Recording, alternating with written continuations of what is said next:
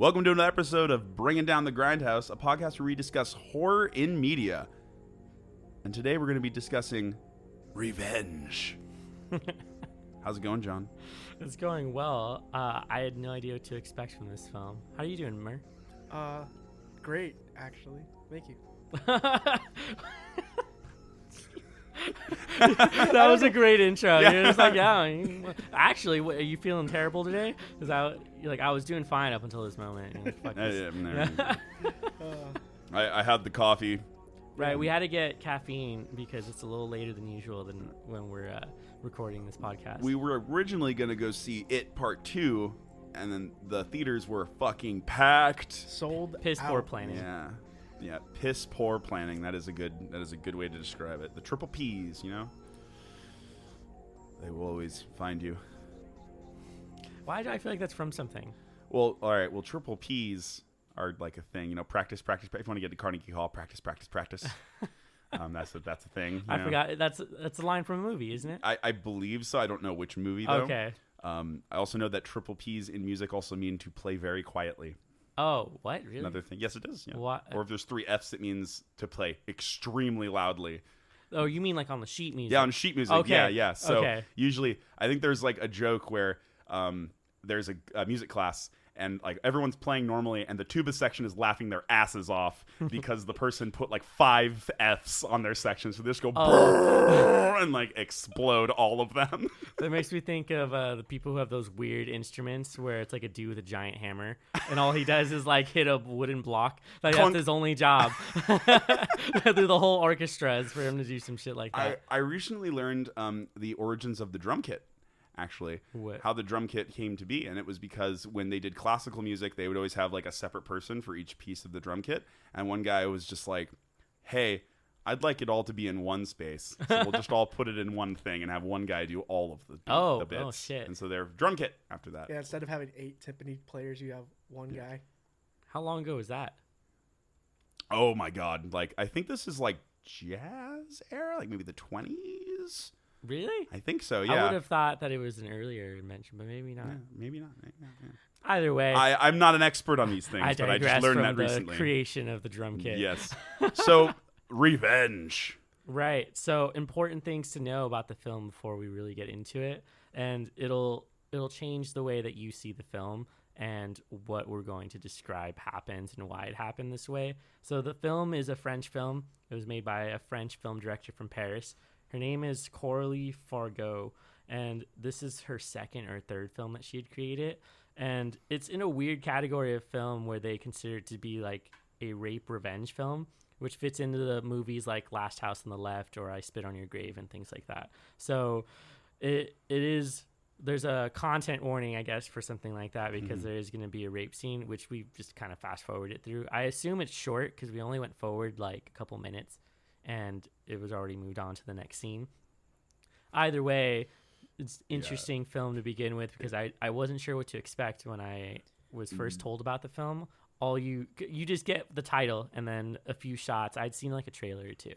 And so what are you guys' like initial thoughts off of the film? Well, just to clarify, all of us have never seen this film before and we watched it together. Yeah, all together earlier tonight. We all had a different take on it a little bit. Yeah. Rape scenes always make me really, really uncomfortable in movies, just no matter what the context, especially if they're really graphic. It always fucks with me a lot, and I'm just kind of like, why is this here, sort of deal. But the movie itself is just brutal throughout.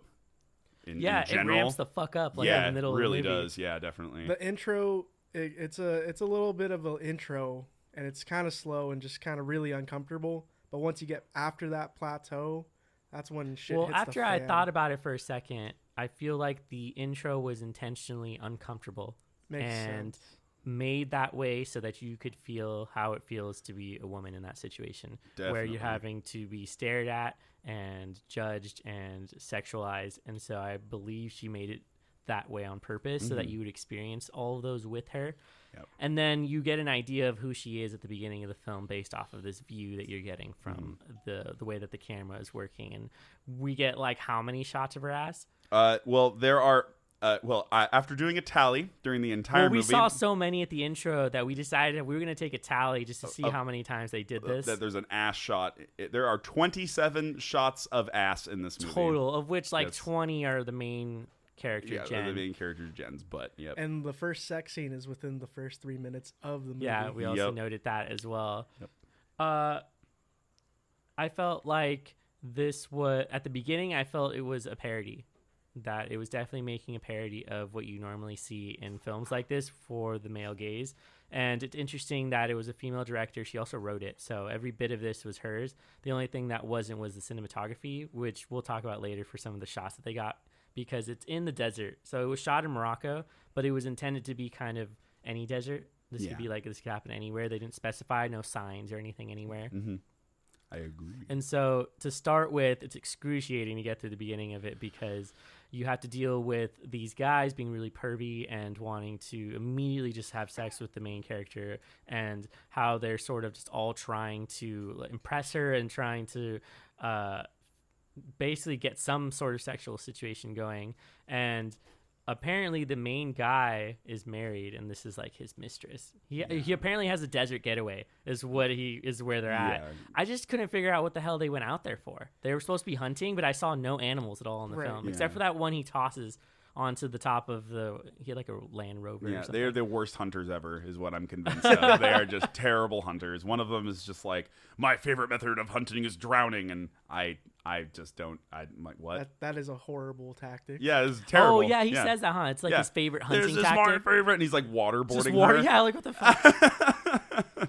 The two characters that are very provocative. One's named Stan, and the other's name is Dim. He's a little bit bigger. What? Yeah. I didn't even remember their names, to be honest. I wrote down silly names for them. I don't know. I just called them French incel Kyles.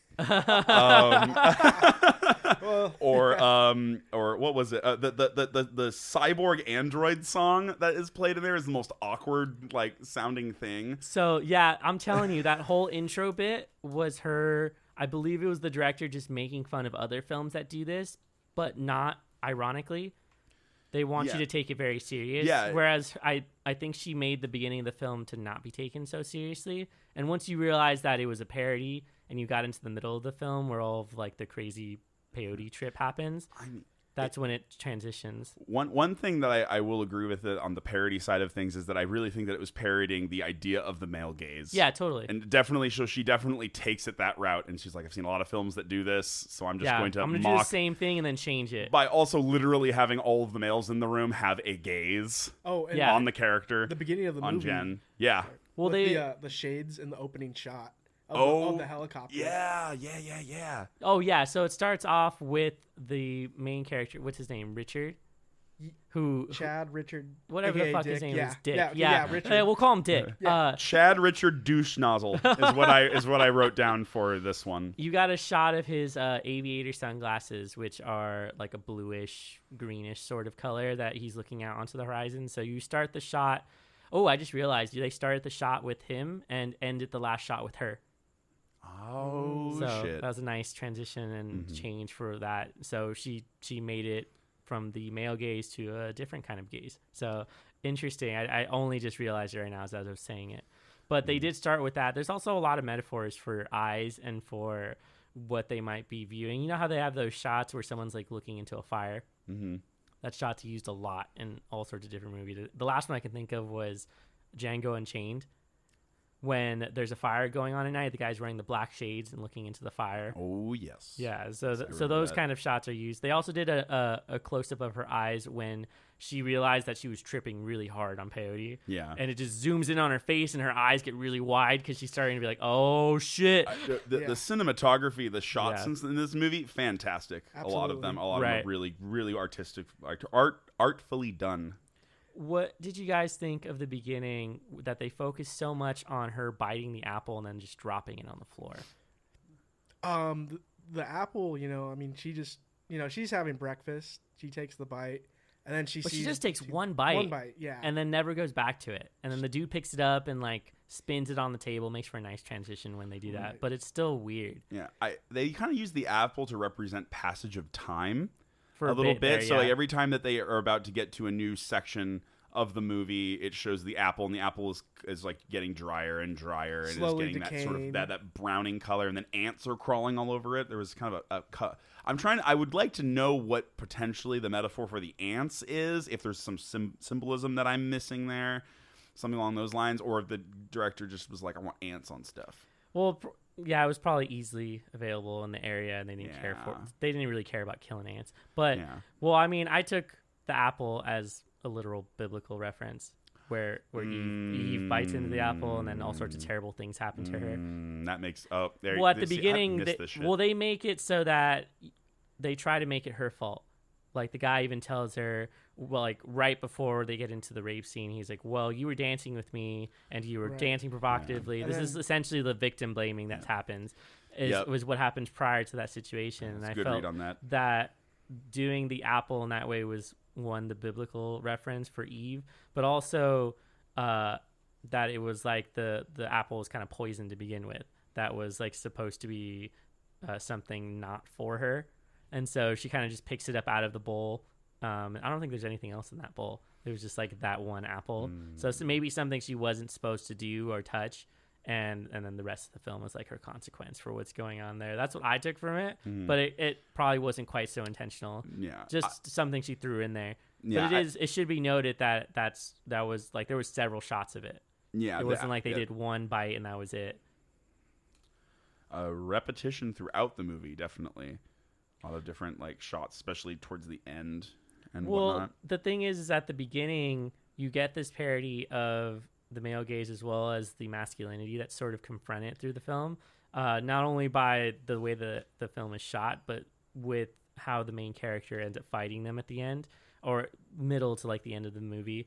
She somehow survives being like basically impaled on a tree. Yeah, she gets tossed off a cliff and it goes straight through her stomach or guts. I don't really know what the area is, but it should also be noted that the area that she got injured on is the same side that Jesus got stabbed on. So crucifixion, possibly resurrection, rebirth that happens later in the fire, as well as having ants on her. Yeah, so like all sorts of stuff that happens during that time period can definitely be referenced. So you remember when we were talking about the descent and how she kind of gets she gets baptized in blood is what happens with her. Yeah. In this case, it sort of happens with fire because she seals up her wound with that, and it gets a cool ass with the eagle. Mexican beer.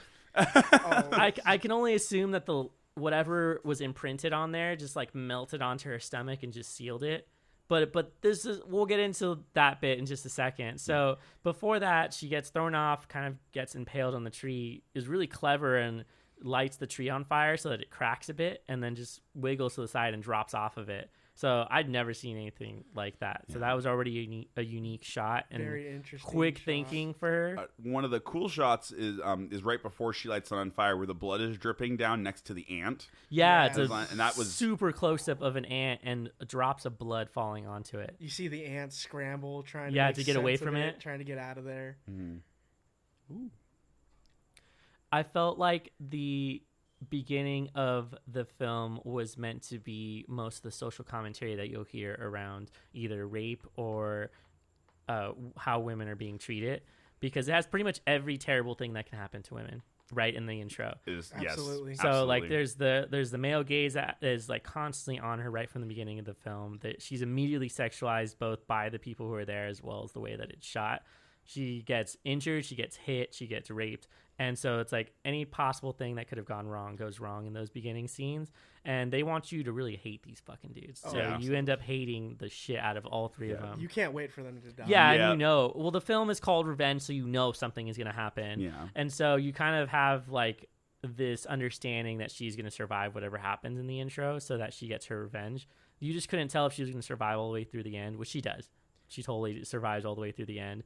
But wow, did they really ramp up the film after that first scene where she crawls away and figures out how to heal herself. And there's a lot of trails of blood in this movie. Yeah, so there was like repetition of shots. So they had the blood trails. They had these transitions that were just synth music while someone was traveling. Really good synth. Such a crazy direct parallel to watching the film Mandy, if you haven't seen it already.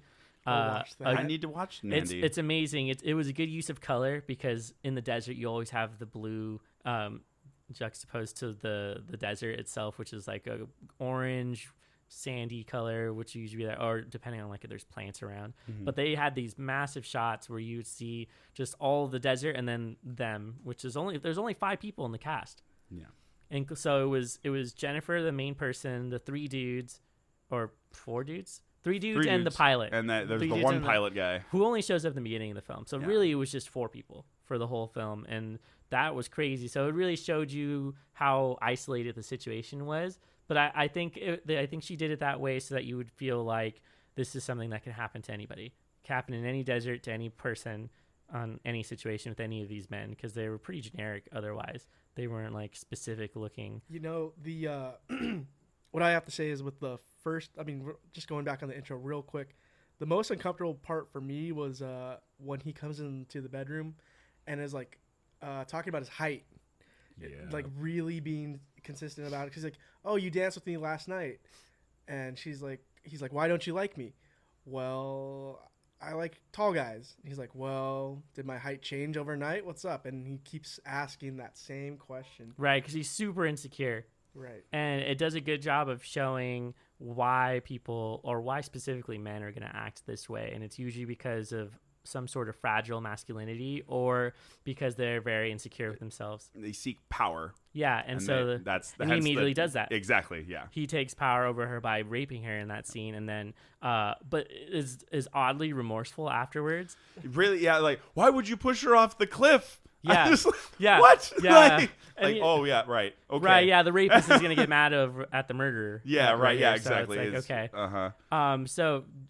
Phenomenal job making you hate these characters and pretty much prepping you for the rest of the film where you're going to want her to really hunt these guys down. And that's when I felt like the film switched. So you get her escaping and she is still having this piece of wood stuck inside of her and she hasn't figured out how to take it out just yet.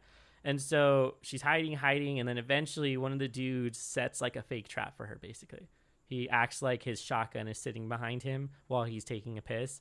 And she sneaks up, gets the gun, and realizes that it's completely empty. But she was very willing to shoot him in that moment. So, like, I think she pulls the trigger like 4 times and is like, fuck, there's nothing in here. And then that's when he's like trying to waterboard her, basically. And hunt her with his hunting skills of drowning. Yeah. Right, yeah. Apparently, drowning an animal is hunting, one of his favorite hunting tricks. This is my favorite way to hunt. I'm just like, dude, like, no. You're not an alligator. Yeah, exactly. You're not an alligator, sir. I mean, what was great about this scene was she's able to snatch the knife off of his belt, and then you get a shot of her in the water where she's waiting for him to pull her back up. And she is ready. Like, she has that determined. Yeah, she has this really determined face, and she gets up and just stabs him straight through the fucking eye. Yeah. So he gets a knife to his face like 3 times. And then she just leaves it implanted in his face while he flips out. And this is really where the film is like, oh, okay, like we're really going to get into some shit. You only really had to watch her like excruciating pain getting off of the tree because she still has that piece of wood stuck in her side. But that's when she gets her first kill and is really like, you start cheering for her as the main protagonist to get out of her situation. And she gets some supplies. So she's able to get to another location. Yeah. What was I gonna say? Oh, she ends up in the beginning of the movie. Chad Douche Nozzle Richard gives her the peyote to go hide, and she hides it in a locket that she has around her neck. Yep, which she still has at the beginning, and then when she falls. Yep, and this is kind of where she, I believe, after she offs Fat Boy, who I just forget his name. His name's Dim. His name's Dim? Yeah. Well, he is pretty dim, so it makes a lot of sense to me. Oh, man. I wonder if that was on purpose. I feel like it probably was. I feel like these characters are made... They're not smart people. No. Like, they're not... these are not intelligent men at all, in any way. Well, she offs that dude and then takes his 4-wheeler and just rides it out until it dies. And there's a great shot where the lights are on in the front and pointing out to the desert, and it's just pitch blackness at some point, and she disappears into the blackness. Oh yes. And then you get the very next shot, which is her going into the cave. Yeah. And the cave entrance, like her coming into the cave. Yeah, it's like moonlight coming into the cave entrance as she stumbles in. It reminded me of I think I told you it reminded me of like a 1950s early horror movie. Like, well, that's actually like a really good description. It was so you had like the early expressionist films where they worked really hard with shadows and lighting, and so they were doing the same thing here but in color. Yep, it was like a really dark blue, but it looked great. So you had the like light blue of what would be moonlight basically coming into the cave, and then she lights a fire, and then you then have the only light coming from the fire coming off of the walls or whatever limestone or things that are in there. And so you have this grand shot of her in front of the fire, and then the wall behind her, like all of it glowing out. So that was they keep doing these. They keep doing these really grand shots to give you an idea of just how small they are in their environment. And it does a really good job of establishing like a tone for the movie on top of the randomness of the synth music. Because I feel like they were playing synth music to kind of prepare you for the idea that you had to suspend your disbelief for the rest of the movie after she burns an eagle onto her stomach. Yeah. which could signify like a rebirth through fire. Yeah, in a way, totally. and a combination with the bird. So I think flaming bird. I think phoenix. I think reborn, like rebirthing phoenix, and phoenixes are just brutal and on fire. So I imagine her just becoming a badass as soon as she rise from the ashes. She burned the tree down in the beginning. Tree turns into ashes. Oh shit! There we go. Yeah, That's so fair. Phoenix analogy. Yeah, probably holds a little bit of. Well, in fire order to water. go through all of it, it should also be noted that people do take peyote to go through some sort of spiritual journey, and so it is borrowing a little bit from Native American culture in that sense, where they're like saying she might have gone on some sort of journey, but it wasn't so heavy that you were like, damn, they're just appropriating the fuck out of this. It was more of like she needed that for some pain relief. And so that she can get the fucking piece of wood straight out of her stomach, which she like cuts open and then just yanks it out. Absolutely gratuitous. Whoever did the special effects on that department did a spectacular fucking good job. Yeah, it's believable. It looked like blood, like real blood, consistency. When you hit a main vein, it spurts. It doesn't just drip. It spurt, and it was spurting, man. They must have had somebody with like a pump, just like off to the side, off camera. Just, like getting it out, just hook it up to her side. Yeah, and it's so hard because you were talking about this when we were watching the film, how when she puts the beer can with the phoenix on it onto herself, it starts bubbling, and that's from the print. Yeah, the print is perfectly tattooed on her at that point. Yeah, so she heats up. Basically, she cuts open a can of beer and like lays it out flat. Mexican beer. Yeah, it's really They didn't want a lawsuit, so they just put it like a generic Mexican beer. Yeah. And so she cuts it, lays it flat, puts it over the fire, and heats it up, and then closes her wound on her stomach that way. And then because there's an imprint of an eagle on the can, gets transferred straight to her stomach. And so you then have this symbol that's right on her of her sort of rebirth right in the middle of the film. And she gets up, and she really is a different character when she gets up and is determined to get her revenge. She's still tripping on peyote, too. Yeah, I would assume she's tripping all the way through. I don't think she says a single word after that point in the movie. No. She says not a single line of dialogue from her. Well, she only has, like, 10 lines of dialogue. Yeah, really, though. But even, like, then, like, she just completely silent, like, cold after that. Like, she also there's several jump cuts in the middle of the film while she is having the peyote trip where it basically says that one of the men is a lizard or like an iguana, I think it was. Yes. And then it transitions between him licking his lips and then an image of the iguana lizard licking its lips as well. And so she's having these connections in her mind as she is tripping. And she wakes up like 4 times in a fake wake up. And then eventually wakes up. The fake wake ups were because the thing is when we were watching the film, it was just, oh, okay, she's woken up. Oh shit, the dude is here. Yeah. Oh fuck, head explodes. Just a full head explosion from a shotgun. She wakes up. Oh, okay, everything's fine. Other dude's there. Fuck, he's just doing something more terrible. She wakes up again, and it's just like it keeps going and going. And then it's the bloated corpse of the one she stabbed in the face. Yeah. All while the only sound is the wriggling of worms and like mouths. Yeah, it's cutting to the maggots just wriggling around in a small little container or in a crevice or something like that. And so that one was interesting because it was almost like suggesting what was going to happen to these people, which is they're going to get fucking killed in the desert and probably rot out there because she's just going to leave them there. Yeah. And so she gets up, and this is really where the film is. I felt like it was sort of asking the viewer to be like, this is a transition in the film, and you don't have to question anything after this. Just know that she's going to get her revenge after this. Because at that point, she's sort of, she isn't bleeding out anymore.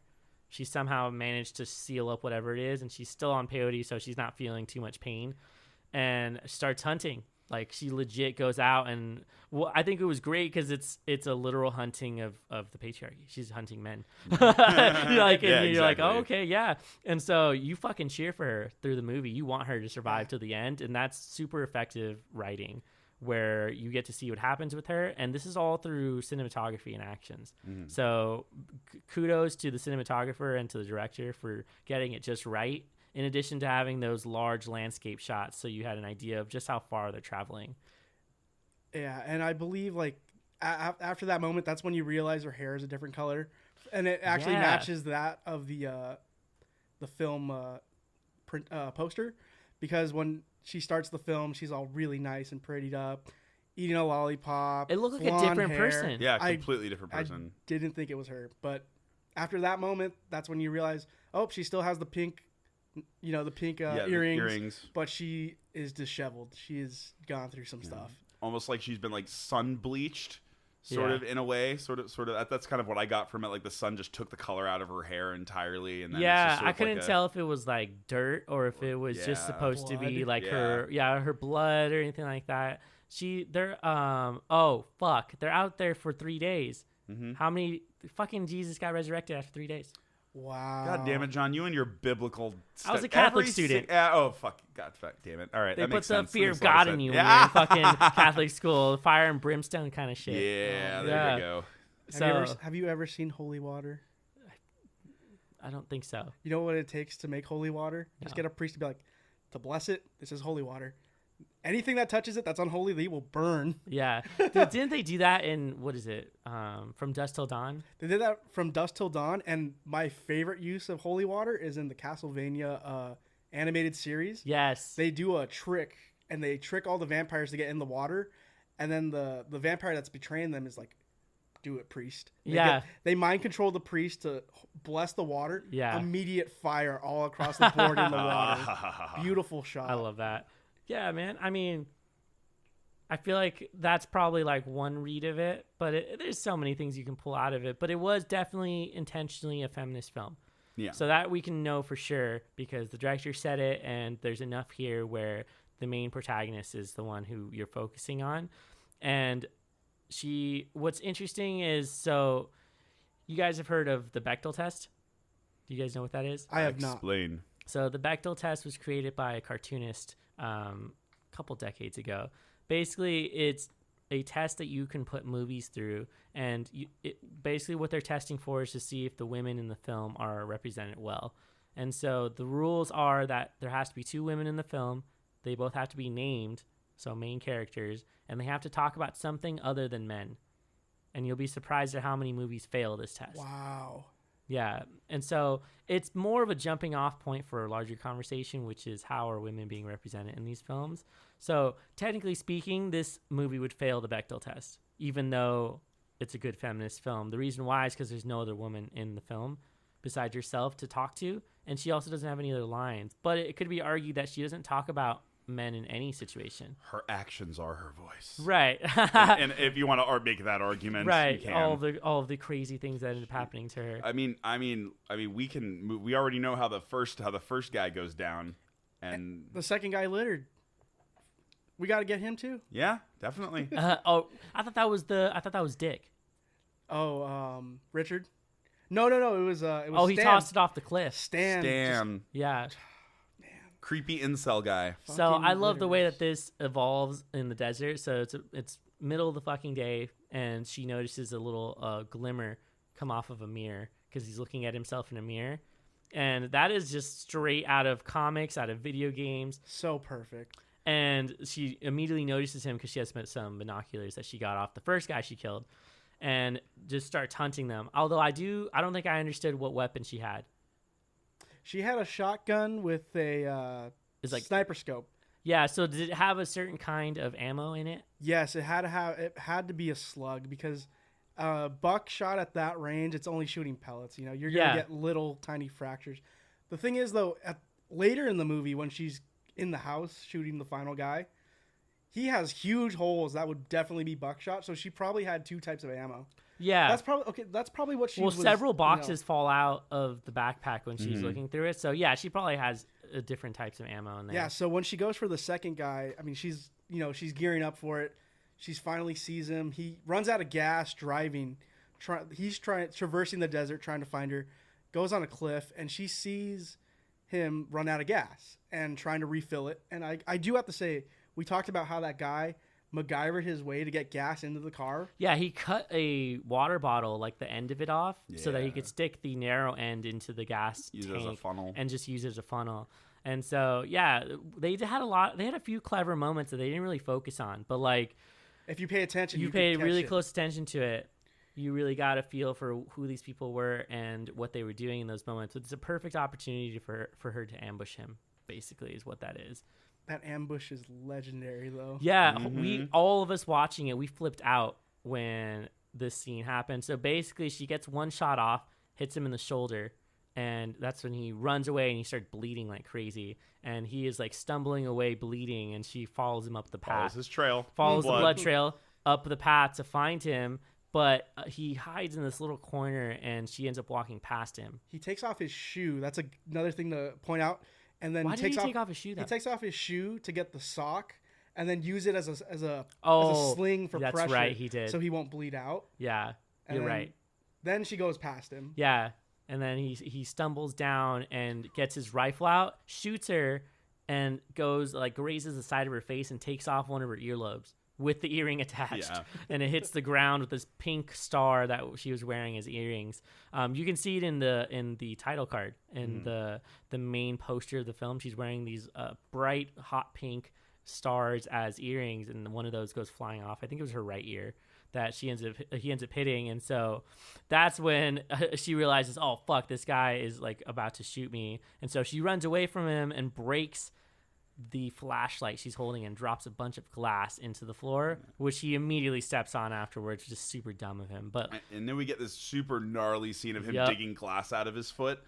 He's in there forever. Hard to watch, man. He's sticking like his whole finger in there to get the piece of glass out. Have you guys seen Stranger Things season 3 at all? Yeah. Okay.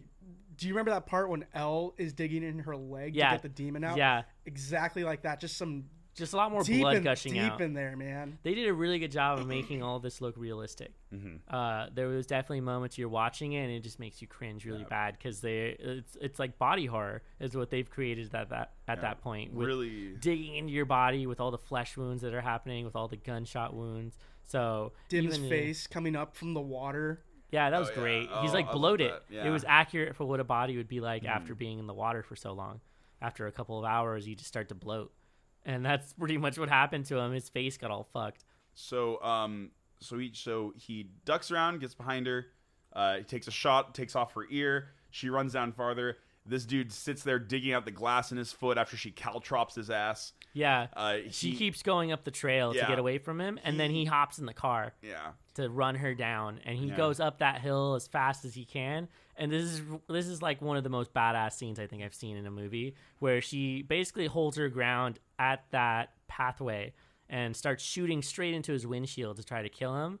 And she fucking shoots a shot, goes straight through the windshield, through his head, and you get a shot from behind where it goes through the seat and his like fucking blood and brain splatters on the back. And then she fucking sidesteps the car after fucking killing him. This is nuts. She has to be like inches from it. Yeah, she fucking kills him and then just jukes the car, and you're like, what the fuck? Part of me wishes she just spat on the car afterwards. I know. Just so I could live out my pale orc from Lord of the Rings. My Lord of the Rings fantasy. That's exactly what happened. Just sidesteps in and is just like, I love that scene. He just spits on it and just continues with what he's doing. That's so great. Yeah, that was fucking epic for her to do something like that. And then she gets an upgrade. She gets his sniper rifle and fucking gets the car that he had been driving. And this is when she goes after the very last dude, who is her original lover in the beginning of the movie, Rick, Dick, whatever his name is. Douche nozzle. And they end up back at the house, which makes for some amazing tracking shots. that they have back at that house, there's got to be at least a 2 to 3 minute tracking shot where they don't cut it at all. And it follows him all the way through the house. Starts from the shower, makes a circle, makes his way back, then thinks he's finally safe, sits down on the couch and turns the TV on with his ass. Yeah. I think it'd be funnier if he like sat on it and like his dick and balls turned it on or something. Yeah. Like, we gotta say we were all cheering for male genital mutilations. Yeah, I was waiting for. I was like, please blow his dick off. Blow this cock off. But it didn't happen. At least one. At least one. Yeah. Didn't happen. Did not happen. No. Maybe that would have been too easy. It would have been too expected. But why make him naked if you're not going to do something like that? I know. I feel you. Maybe it was meant to be something Maybe she was different. like, that's too easy though. Yeah. So she instead goes for this totally awesome track shots, and then she nails him immediately when they meet and gets him right in the side. Yeah. He like dives to the side to try to get out of the way, but she still nails him. Still with gets that. clipped. So he's bleeding out as they're like doing this cat and mouse game all the way through the house, and they end up in one of the main hallways of the house, which is such a great like callback to movies like Old Boy, where they have like that long hallway scene and it tracks them all the way through the hallway. But in this case, they're like going in circles around each other, avoiding each other. Yeah, it's like a game of cat and mouse. They're just barely missing each other, and they just keep going in circles. Well, I love when it starts to sort of unravel and he is becoming crazed trying to get her, and they have 4 to 5 shots of him running down the hallway, and they must have just given him hilarious direction when they were telling him to film this. Oh yeah. They were like, we're gonna cover you in blood, you're gonna be naked, and you're gonna run down this hallway like you're ready to fucking kill someone. And he fucking delivered. Like he was ready to do that shot. Yeah. And he's like running down like a fucking gorilla or something all the way through, just covered in his own blood, trying to kill her because he has a shotgun of his own. But he has like a traditional like 12 gauge Like buckshot. Just I call it a combat shotgun, but that's because I see it in literally every video game. It's the zombie killer. Yeah, exactly. Yeah. You'll recognize it. It's like a single barrel shotgun. And so the saran wrap scene where he stops in the middle of chasing to like wrap himself with saran wrap like around the wound. So he doesn't bleed out. Yep. That was great. Oh man. That whole scene is like really puts you on the edge of your seat too, because there's the moment where he's hiding around the corner and they do a really good shot of her walking down the hallway and he's just off to the side hiding there ready to pop off as soon as she comes around the corner. Dude, that's so great. She like sneaks up because she's really cautious. She's on like adrenaline's pumping. Yeah. She's like on her way over there and then she sees his blood pooling from the other side and it drips out in front and then she's like, oh shit, he's right fucking there. Yeah. So she hightails and goes back the other way. We were all predicting, oh, she's gonna shoot from the wall, movie will be over. Yeah, right. She's gonna drive his ass and then nah. I was really wondering why they didn't decide to just shoot through one of the walls, because those don't look like they were very thick. No. You could probably get a good shot off through one of those, but of course for movie suspense and making you believe in what was going on, they didn't do something like that and instead chased each other for a good like 5 to 10 minutes. I've never seen a chase scene like that where they're just barely missing each other. Right, yeah, and it makes you nervous for in such a small space too. Yeah. Like really, they returned to the same living room space with the TV and the ads still going, like at least like four or 5 times. Well, so. they managed to get different shots each time, so it doesn't feel like, oh, I've seen this already. Like this is the same exact shot.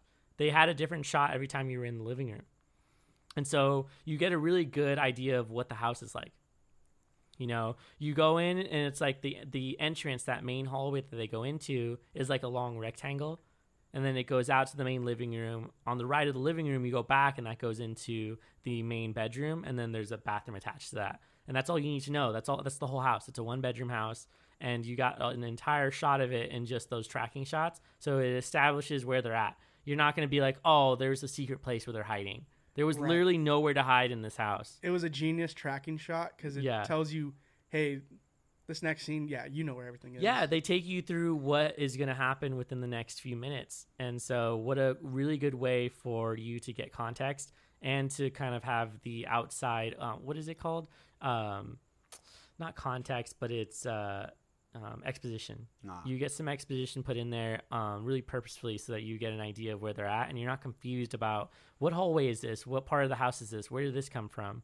And then you commented how is nobody falling down with so much blood? Right. And that happens the next scene. She trips and falls because there's so much blood on the ground. And so a lot of attention to smaller detail, with the exception of some continuity arrows in the beginning, which are very blatant. Yeah. Which is a surprise. So I don't know if their editing crew was just not paying attention during those, but they were really obvious. And then it got really tight towards the end of the film, which I think is the part they cared about the most. I think they really focused in on like those end scenes and were really careful about how those were done.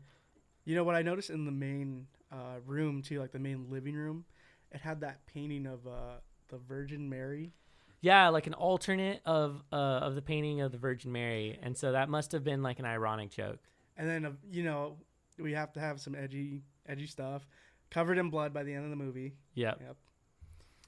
He calls upon his helicopter guy to pick him up as well, like during, like, at least I think it's like earlier on when he gets back to the house. Yeah, he's like, oh yeah, you'll be here in 30 minutes? Cool.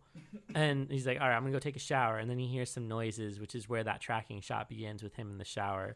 So a full scene with him completely naked. Oh, yeah. Running around chasing Jen, who is also very scantily clad at that point. She's basically like a alternate version of Tomb Raider. Yeah, exactly. At that point. That's definitely something that I said. Right, awesome. yeah. The butt shot meter is up there, man. Yeah, they definitely focused in on making you view her butt multiple times, and as well as his too. I think in the beginning you kind of get a almost full frontal shot of his dick, but it's like not really anything crazy. It's like a side shot.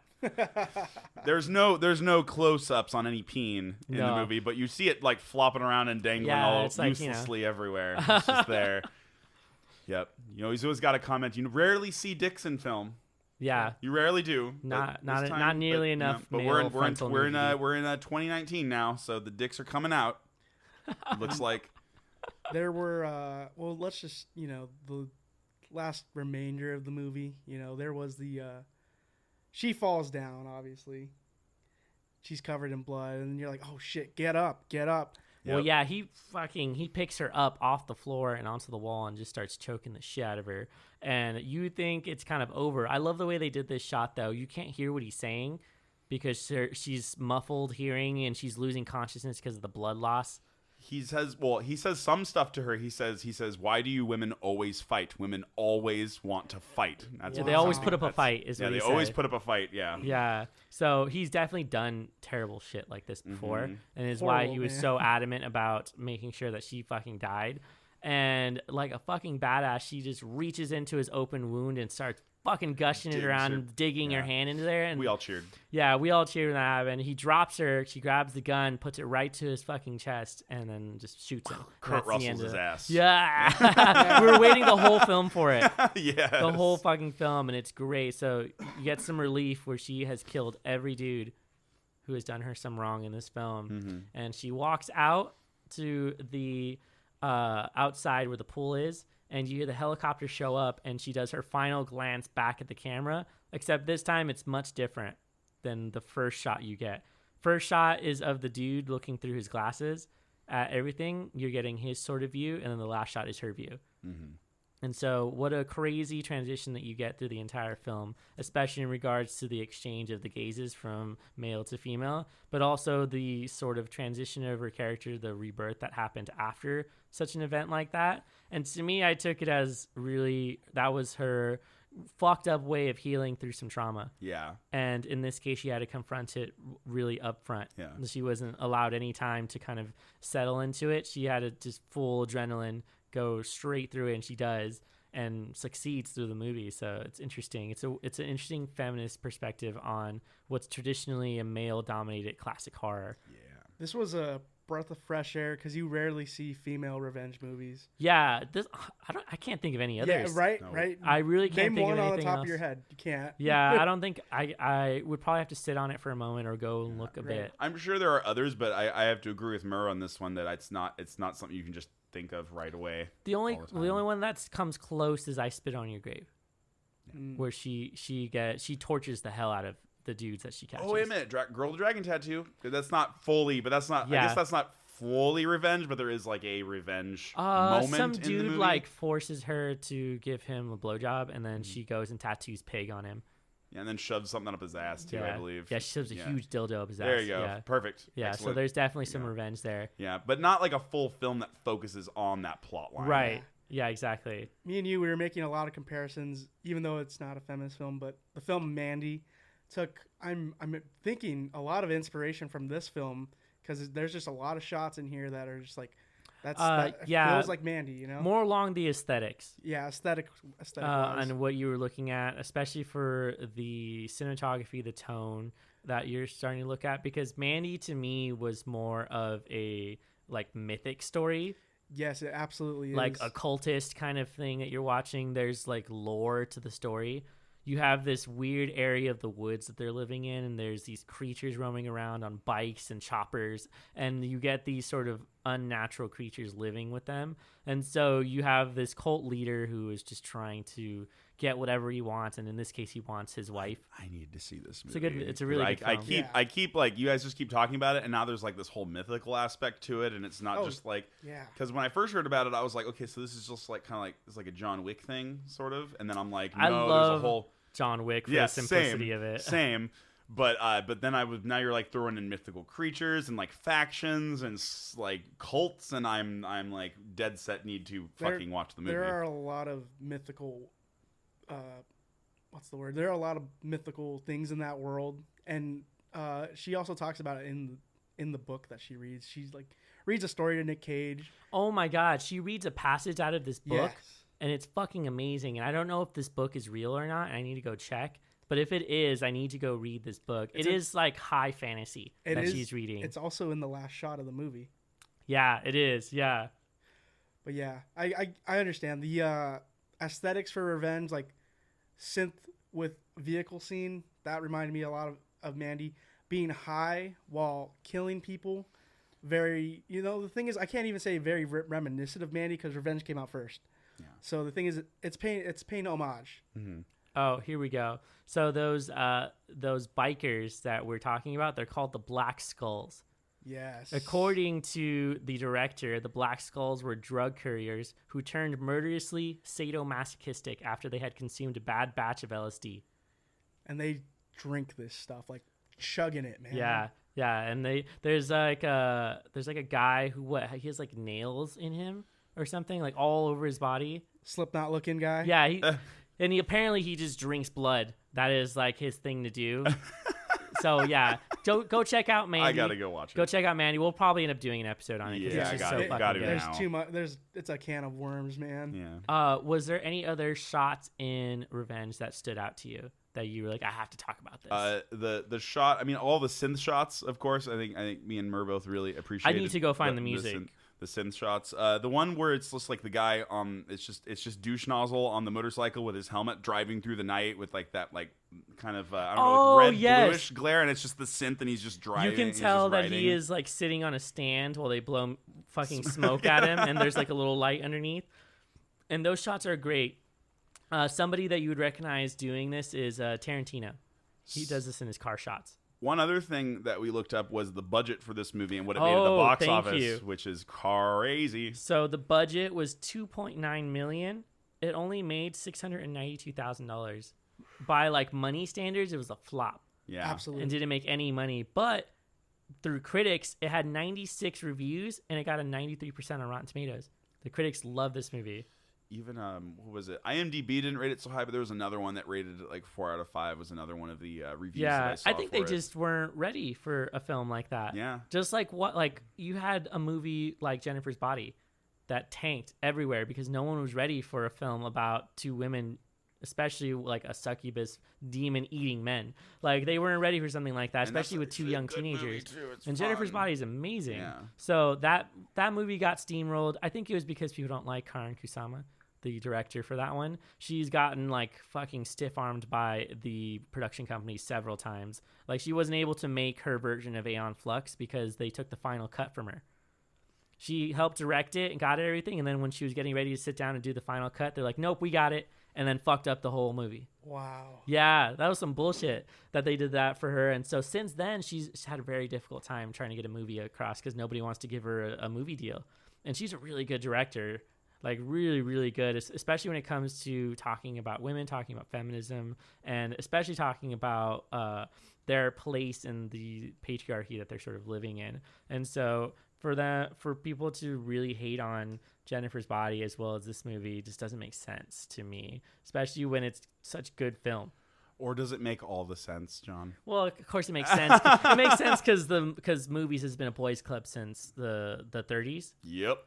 Like about 1932 when they made all of the laws where they were like, oh, you can't have sex in it, you can't have drugs in it, you can't have this or that. But prior to that, like the 20s, like early 20s or even before that was like the heyday of female directors. And you got movies like Queen Christina, which is fucking amazing. Like it's about the queen of Sweden and how she was basically like she did everything a dude was doing and like refused to marry, learned how to ride a horse and like shoot and hunt and everything, and how she just gave up the being queen because she didn't want to like adhere to getting married and having kids and shit. A woman after my own heart. It's so good. You'll be surprised when you watch it. Can you put it on the Yeah. Plex? Oh yeah, I'll totally get it. Plex, buddy. Put it on the Plex. I want to watch. One of my favorite scenes from that movie is when they're all in a bar and they don't know that she's in there. They just assume she's some noble person who's there. And one dude is like, I heard the queen has slept with 10 men. And then some other dude is like, I heard it was 12. And they get really serious and they're like, no. Some dude is like, no, it was like 14. And they all stare at each other and they're like, long live the queen. And they like freaking bash their cups together with all the beer and just continue partying. Like they're super proud of her. They're like, yeah. You're like, yes. Oh my so God, it's super funny, very positive. There's no questioning of her as a woman doing the things that she's doing, except for when they're like, you need to get married, and she's like, nope, I'm gonna give the monarchy over to my cousin or my brother or something, and then I'm gonna leave. And she like sails away into the sunset to live her life. Yes. So totally something to check out. There's so many good films with a good female protagonist that doesn't deal with any love story. She's not bogged down by something dumb, and this is one of them. Revenge is definitely one of them, and I hope there's more films similar to it. Absolutely. The thing is, like with women in roles like this, it's very rare to see. It's not like, the thing is, like, you ask most people, hey, female protagonists that are amazing, go. They'll tell you Rey from Star Wars, Ridley from Aliens. Yep. They'll go the normal route, and that's the thing. Like a film like Revenge is refreshing because it's like it beats off a different path. It did terrible at the box office, but still, it's a girl power flick. It's like, hey, fuck the patriarchy. Let's do our thing. Women could be fucking badasses too. We can add it to the list we were talking about earlier in other podcasts where we're like, this is a redefinition of what a chick flick is. Yeah. There we go. We're really set on wanting to change that sort of meaning for it, and this is definitely one of the ones that fits into it. Get a bunch of ladies, get some wine, and enjoy a revenge film, Yeah, exactly. Honestly, I'm sure there's no shortage of people who want to watch it. There's no shortage of women who want to enjoy a film like this because it is empowering to see that representation on film. And then if you want like other films that are not quite revenge films, but there's like strong dominant women in it, you should go watch a film like Atomic Blonde.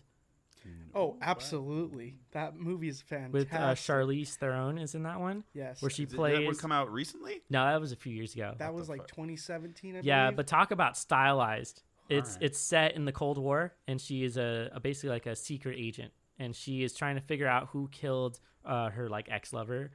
But then it goes into so much more conspiracy amongst the people that she's working with.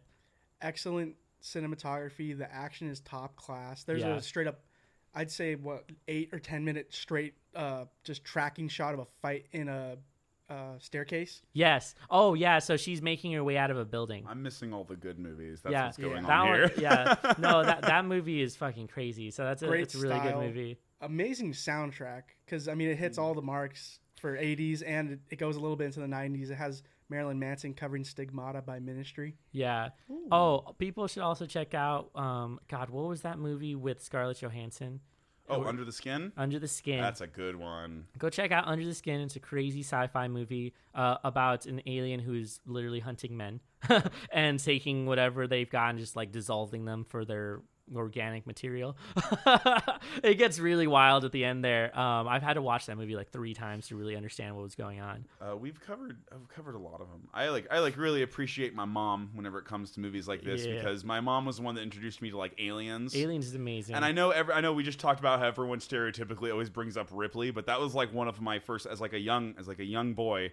Was one of my first representations of like, dude, chicks can be fucking badass in movies. They get shit fucking done. And then ever since then, I've always like really liked seeing like strong female characters in movies. It makes for good. It makes for good content. It absolutely you're too used to seeing the male hero be the one. Yeah, who's there. Exactly. I've always preferred Alien over Predator. Just gonna say. Predators was only good because it's hilarious to watch Arnold Schwarzenegger go through all of these things. Yeah, exactly. But otherwise, it was like, it's still just a big fucking bro fest and kind of like. Totally. It's nice to see Carl Weathers ripped too. There you go. That's fucking true. I didn't think about that. I totally. Yeah, you're right. Right before Arrested Development, you know. Yeah. Fuck. Oh my god. Yeah, that's really funny. I liked Aliens because it's not only a film about her being really strong-willed and perseverant through the film, but it's a really good take on motherhood. Yeah. And it's literal with her because she ends up becoming like the mother of one of the aliens at some point in the later sequels. But more so in the second one where she's taking care of the little girl. What's her name? Newt. Yeah. She's taking care of Newt and forms a bond with her, and they end up being like the toughest characters in the whole film. A beautiful story. Just don't watch the third one. Just don't. With the prison one? Yeah. Yeah, that one was kind of weird. I gotta say, a bold, risky move to kill off every character we loved. Yeah. In the first 5 minutes. That's true. Yeah, you really get that. It's like rapey all the way through because she's on a prison planet with only men. So it's like, oh yeah. They set up that situation really badly for her, but I like when they interview the directors for things like this, where they're like, "Oh, like how did you come up with this idea?" It's like when they asked George R.R. Martin, like, how do you write women so well? And he's like, I like to think of women as people. And like that was his answer. He was like, don't fucking ask me a stupid question like that. He's like, obviously they're a good character, so I'm writing them. I think the other one was like, why do you have so much sex in all your books? And he's like, well, I've always thought that people get more joy of penises entering vaginas more so than skulls. I mean, axes entering skulls. Well, he even said it he said that people are more excited to hear about the violence than they are to hear about the sex, and he doesn't understand why. Like, it's perfectly fine for you to show like the most graphic scene of someone's head getting split open, but the moment that you put in like an actual sex scene, people are like, whoa, you can't put this kind of stuff into this. How could you do such a thing? Right? And they even have, it's understandable that some characters, like they did it in Game of Thrones, where a lot of the female cast was like, I'm not getting naked anymore. Like, you're not going to make me get naked for the shots anymore, and if you want me to stay on the show, you're going to work your way around that. Because in the original, like the first season, the person who plays Daenerys, what's her name? Emilia Clarke. They made her like full frontal nudity in the beginning of the season. And then after like 3 seasons, she's like, I'm not doing that anymore. And then you never saw her naked again. And that was very purposeful because they didn't want that to be the only appeal of the show. Yeah. It also was sort of a representation of her status in the world in that show as well, because as she climbs in status, she's just more clothes. She gets to pick her own outfits as well later on, things like that. So it's kind of like, I think it's a representation of that, as well as the actress was just like, fuck you, I'm not going to be naked. Yep. Yeah. One of the last things I wanted to talk about was the way that they sort of made the desert its own character in the film. And what I mean by that is they are in the setting that just doesn't seem to end at any point, and they're completely stuck there, and there's nothing else. There's no supplies, so it forces you to focus in on what's happening with them, and there's a time clock on it. They don't have any food, they don't have any water. This is like the whole the idea that if you see a gun early in a film, someone's going to get shot by that gun. I think the rule is if you put a gun in the first act, you must use it by the third. Yes, and you'll definitely have a murder. You'll have someone get killed, and in this case, you get a sort of a time clock set up for how long can someone survive in the desert with no food and no water. And in this case, it's like 3-4 days usually with no water.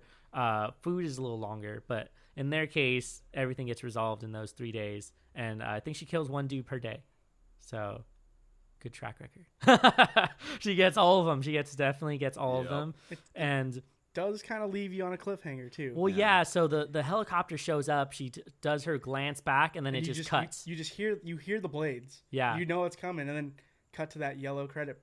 Yeah, yellow credits with some more synth music. Yeah. You called it. Yeah, I was like, it's got to end with some synth music. I know they're going to do it. Yeah. And so they end up ending it that way, and you get a little bit of the credits. And yeah, I feel like they did that so that it would be a representation sort of what happens in real life.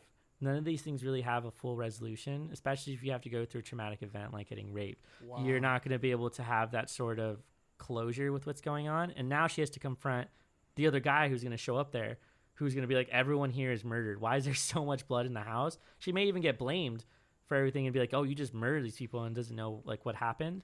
Honestly, I think she's just going to fucking take the helicopter from him. She's going to be like, fuck you, my helicopter. Well, I think that's why she did it, so that you can kind of take away your own ending from it. Yeah, Lady and the Tiger sort of thing. Yeah. So I didn't even think about it like the female perspective that you were just talking about. Yeah. Like it never really gets resolved. There will always be some sort of trauma, and that's very strong. Yeah, and no one believes women the first time around. They're never going to be like, yes, I accept that idea, especially when they're trying to victim blame people so often.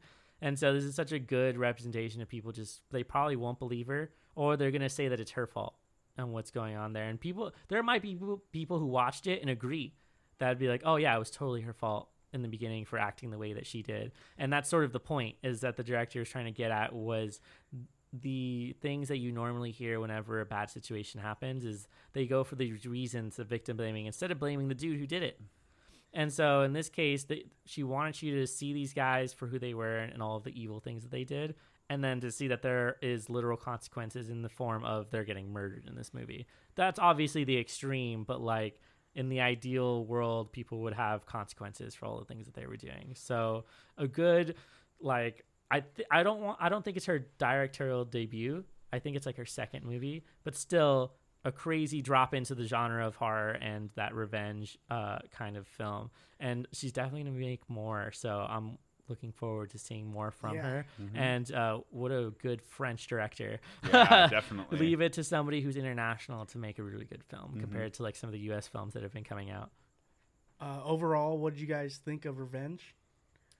I would give it like a 7 or 8 out of 10. Or if you're doing stars, I'd give it like a 4 out of 5 stars. Yeah. If I always feel like after we sit down and analyze the movie, I always end up having enjoyed the movie more after we like delve into it more and start understanding more of the themes and more analysis always makes me enjoy it. So I'm kind of with John this one, like 7, 8 out of 10. I would say the beginning of the film is a little bit rocky. I understand what she's trying to do, but the continuity is a little bit rocky sometimes. Yeah, and that's pretty much really the only. Oh yeah, really I would only deduct points for the editing techniques and some not so clear things that were happening in the beginning. But I feel like that could have been easily fixed, and it's not going to be detrimental to the rest of the film. So that's why I was like, yeah, the ending was spot on, exactly what you want from the film. I have to agree with you boys.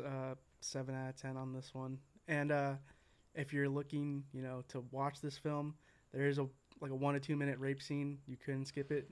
Yeah, you won't miss anything. You won't miss out on anything from the film. You'll just miss out on this awkward dude fucking just deciding to do something terrible in the film. The incel. French incel. Yeah, it's so weird that because I guess I don't watch enough French films to like really get a caricature for some people. Yeah, but it was just odd to hear like French in the context of what's going on here. Because to me, this felt like an American film. This was like this is what you would see in like the typical revenge things. Here's a thought. What's that? We normally view French as like the romantic language. Yeah, and whatnot. Yeah. So it's very interesting to me that they would use that for something like as brutal as vulgar, like rape or whatnot, and have somebody who's very like not at all like sure of themselves and not at all like has any spine whatsoever, speaking that language and whatnot. You kind of expect more of like a suave individual to be speaking French based upon stereotypes that we have of French people. So it's very interesting that she kind of fucks with that stereotype, and interesting to me. Very interesting. Yeah, so revenge, Go watch it. Get a couple of your lady friends, get a box of wine, man. You'll enjoy it. Yep. In fact, you could probably skip like 10 to 15 minutes of the intro. And If you just want to start seeing dudes get murdered because they're awful rapists, that's fine. Yeah. Perfect. You'll go into it and it'll be enjoyable in that sense. And then it's sure to spark some more conversations with what's going on there. And I'm sure we missed something because there's just so much packed into the film. Mm-hmm. And so that's really about it. Do you guys have any other final thoughts for it? No, that was about my final thoughts. Then I just want to remind everybody that we're super easy to find. We are on all of these streaming services. So we're on iTunes, we're on Spotify, as well as iHeartRadio and Google Play Music, which is some of the main places that we're at. Just Google Bringing Down the Grindhouse. You can even Google us and you'll bring up everything that's related to us. So it'll bring up the Facebook, the Instagram that we have for it, and definitely leave us messages, interact with us, comment, tell us we missed this, or maybe some suggestions, because our schedule is getting close to the end, and we're going to try to keep adding more to the end of that list to keep it going through the rest of the year. And so feel free to contact us. I believe the email is also on the Instagram, which is really just going to be BDTGH. Yeah, you got it. You got it. Yeah, that's the acronym. Yeah, it's like I need to shorten it in some way, but it's basically that podcast at gmail.com. So you can email that if you want to go old school and just email us. Give us suggestions.